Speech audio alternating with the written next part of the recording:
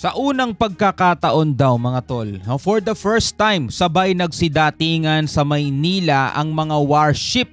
Ano-anong mga bansa to at ano kaya ang magiging reaksyon ng China? Dahil China lang naman talaga ang nanggagalaite, no? Sa tuwing meron tayong mga ganito. So yan ang ating panonoorin mga tol mula rito sa channel ni John Reps. Yan, huwag niyong kakalimutan mga kapatid, mag-subscribe sa kanyang YouTube channel. At kung bago ka pa lamang dito at trip mo yung mga ganitong klaseng reaction video, syempre huwag mong kalimutan mag-subscribe. Click mo na rin ang notification bell para ma-notify ka whenever na meron tayong mga reaction video na tulad nito. Huwag na natin patagalin pa, total wala na rin naman tayong hinihintay na panoorin na natin to mga tol.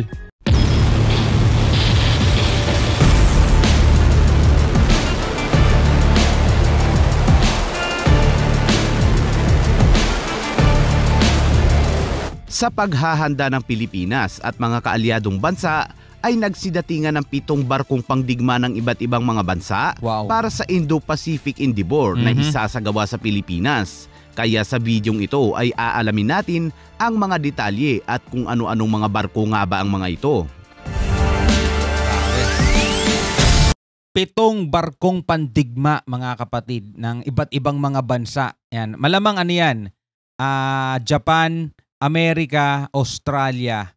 Yan yung mga bansang yon na pupunta rito sa Pilipinas. Kasi yun lang naman yung mga napapanood natin nitong mga nakaraan, di ba? 3 yan Australia, Japan, saka Amerika. Malamang yan yun. 2 barkong pangdigma ng mga Hapon ang dumating sa Maynila para sa maritime exercises ng mga tropang Hapon, Pilipino, Amerikano at Australiano upang ipakita ang puwersa ng mga kaalyadong bansa ng Japan laban sa mga hamon sa rehiyon ng Indo-Pacific. Ang mga barkong ito ng Japan ay ang GS Izumo DDH-183 at GS Samidari DD-106 na nasa Manila Harbor ngayon upang makibahagi sa Indo-Pacific Endeavor 2023. Ang Izumo ng Japan ay isang light aircraft carrier at multi-purpose operation destroyer, ang nangungunang barko ng Japan sa klase ng Izumo. Ito ay mayroong 5 iba't ibang mga sensor at processing system. Mayroon din itong anti-torpedo at floating acoustic jammer kung saan nililinlang nito ang mga torpedo na mula sa kalaban. Sa armaments naman ay mayroon itong 2 phalanx at 2 SEARAM. Samantala, ang GS Samidari naman ay mayroong 7 iba't ibang mga sensor at processing system. Mayroon din itong anti-torpedo at chaff decoy launching system upang linlangin ang mga missile mula sa kalaban. Alam nyo dati wala naman akong pakialam sa mga to Hindi naman tayo nanonood ng mga tungkol dito di ba? Sa West Philippine Sea, sa mga barko natin, sa kung ano mang meron tayo mga tol, di ba? Wala naman tayong dating pakialam dyan Nagkaroon lang tayo ng interest nung nakikita natin yung mga tensyon na nangyayari dito mga tol. Medyo gusto nating alamin kung ano yung mga meron tayo, kung kaya na ba nating tapatan. No, so tuwing nakakita ako ng mga ganitong barko ng ibang mga bansa, no, alam mo yun, nandirito yung pakiramdam na naiinggit ka bilang Pilipino. Kasi yung Pilipinas walang ganito Diba? Itong mga meron tayong mga barkong pandigma, meron tayong mga barko, pero wala tayo yung mga carrier, di ba? Yung mga malalaki, yung mga katulad ng mga ganitong advance, no? Wala tayong mga submarine, di ba? So, sobrang dami pa talaga ng mga bagay na wala tayo, no? Kaya nakakainggit silang tignan kasi meron sila nitong mga to na dapat meron din tayo, lalong-lalo na ang bansa natin, mga kapatid, ay napapalibutan ng katubigan. Dapat tayo talaga yung merong ganyan, di ba? Yan, katulad nitong Japan, napapalibutan din sila ng dagat.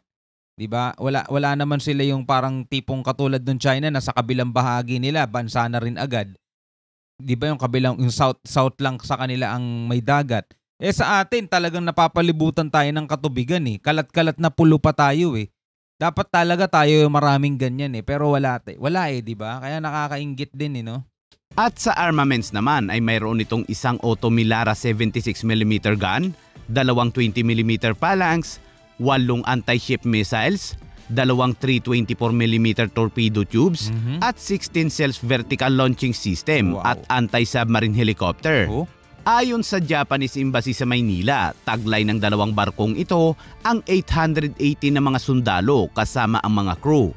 Ang pagbisita ng mga sasakyang pangdagat ay alinsunod sa matatag na pangako ng Japan na pakikipagtulungan sa mga rehiyon na kasosyo nito at upang ipakita ang interoperability at pinagsamang mga kakayahan upang sa huli ay makamit ang bisyon ng isang free and open Indo-Pacific. Yun. Bukod sa Pilipinas ay pinapalakas din ng Japan ang ugnayan sa US at Australia na ang mga tropa ay kalahok sa kasalukuyang naval drills.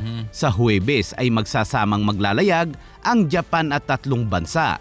Samantala, kasabay ng pagdating ng mga barko ng Japan, ay dumating din sa Poro Point sa La Union ang isang barkong pangdigma ng South Korean Navy na Chonjabong LST-687 upang lumahok rin sa pagsasanay ng Pilipinas kasama ang iba pang mga kaalyadong bansa sa Indo-Pacific Endeavour 2023. At hindi pa niya nagtatapos mga kabayan dahil mayroon pang 2 dumating na mga barkong pangdigma ng Amerika. Ito ang USS Mobile LCS-26 na isang Independence class na littoral combat ship at USS America na isang aircraft carrier at dala nito ang mga modernong eroplanong pangdigma na F-35 fighter jets. Grabe. Sa isang pahayag, magsasama ang mga barkong ito sa West Philippine Sea, kabilang ang BRP Davao del Sur ng Pilipinas, GSE Sumo at GS Samidari ng Japan, USS America at USS Mobile ng Estados Unidos, at ANZAC at HMAS Canberra ng Australia.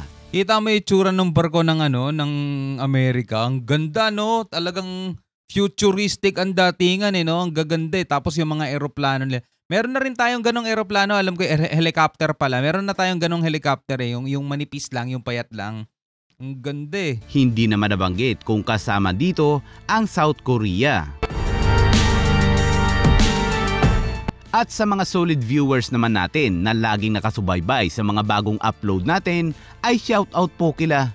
Alright mga kapatid, yan shoutout muna kala i-shoutout ko na rin dito. Keria Mahinay 5884 yan. Alright mga kapatid, yan anong masasabi ninyo dito sa video napanood natin, no? Makikita talaga natin na napakarami na nating kaalyado, napakarami na talaga nating kasama, kakampi, kaibigang mga bansa, mga tol, na siguro kaya rin nila ginagawa to kasi kahit papano nadadamay din sila doon sa ginagawa ng malaking bansang to, ng isang malaking bansa na puro pananakop ang gustong gawin. Diba? Hindi pa nakontento doon sa 9-dash line nila, nagdagdag pa, ginawa pang 10-dash line. Well, dati daw kasi 11-dash line yun, naging 9-dash line na lang. So ngayon, binalik pa ulit nila yung 10-dash line. So anong masasabi ninyo mga tol?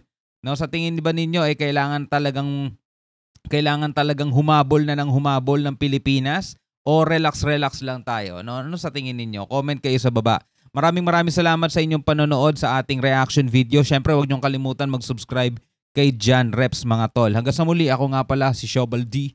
Peace out.